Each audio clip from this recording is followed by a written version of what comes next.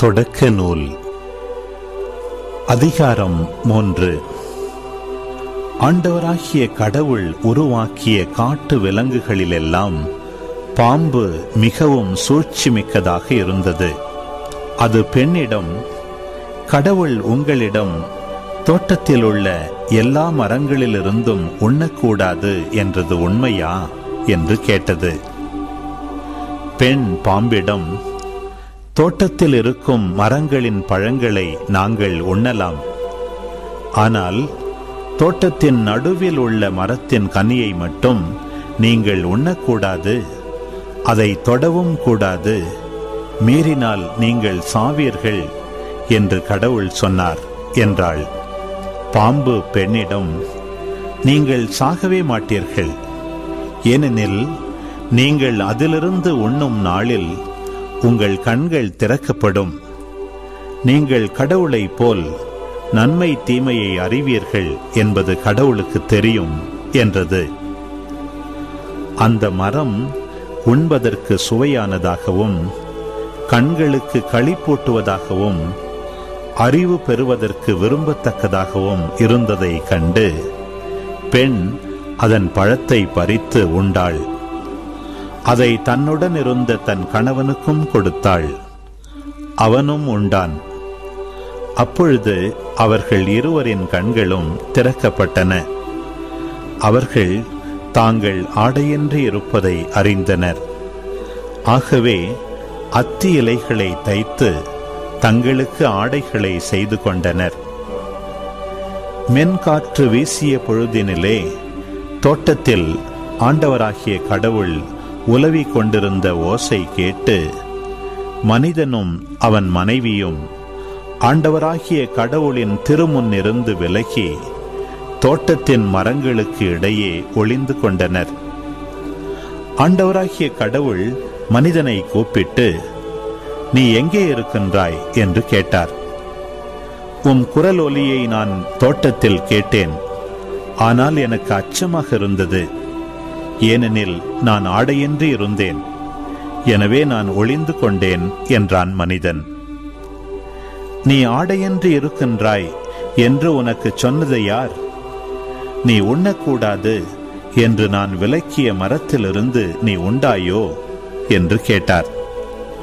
அப்பொழுது அவன், என்னுடன் இருக்கும்படி நீர் தந்த அந்த பெண் மரத்தின் கனியை எனக்கு கொடுத்தாள், நானும் உண்டேன் என்றான்.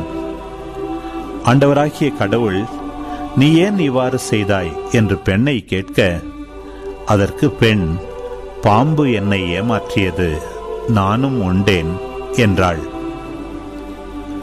ஆண்டவராகிய கடவுள் பாம்பிடம், நீ இவ்வாறு செய்ததால் கால்நடைகள் காட்டு விலங்குகள் அனைத்திலும் சபிக்கப்பட்டிருப்பாய்.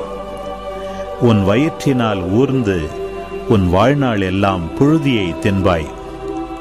உனக்கும் பெண்ணுக்கும் உன் வித்துக்கும் அவள் வித்துக்கும் பகையை உண்டாக்குவேன். அவள் வித்து உன் தலையை காயப்படுத்தும், நீ அதன் குதிங்காலை காயப்படுத்துவாய் என்றார். அவர் பெண்ணிடம், உன் மகப்பேற்றின் வேதனையை மிகுதியாக்குவேன். வேதனையில் நீ குழந்தைகள் பெறுவாய். ஆயினும் உன் கணவன் மேல் நீ வேட்கை கொள்வாய், அவனோ உன்னை ஆள்வான் என்றார்.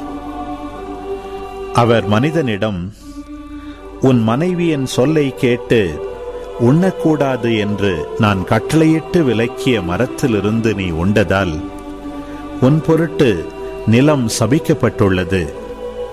உன் வாழ்நாள் எல்லாம் வருந்தி அதன் பயனை உழைத்து நீ உண்பாய்.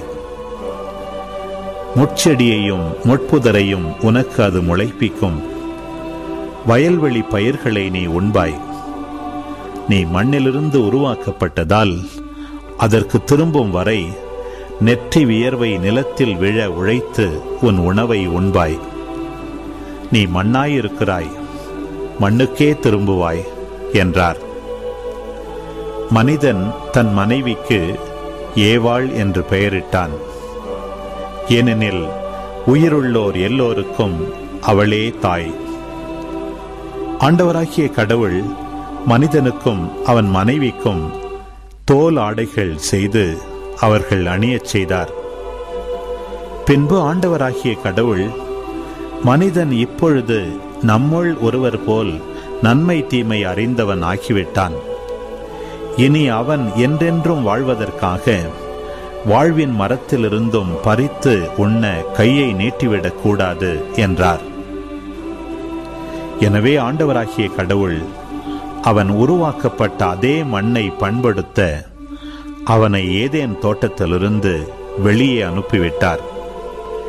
இவ்வாறாக அவர் மனிதனை வெளியே துரத்திவிட்டார். ஏதேன் தோட்டத்திற்கு கிழக்கே வாழ்வின் மரத்திற்கு செல்லும் வழியை காப்பதற்கு கெருபுகளையும் சுற்றிச் சுழலும் சுடரொளி வாளையும் வைத்தார்.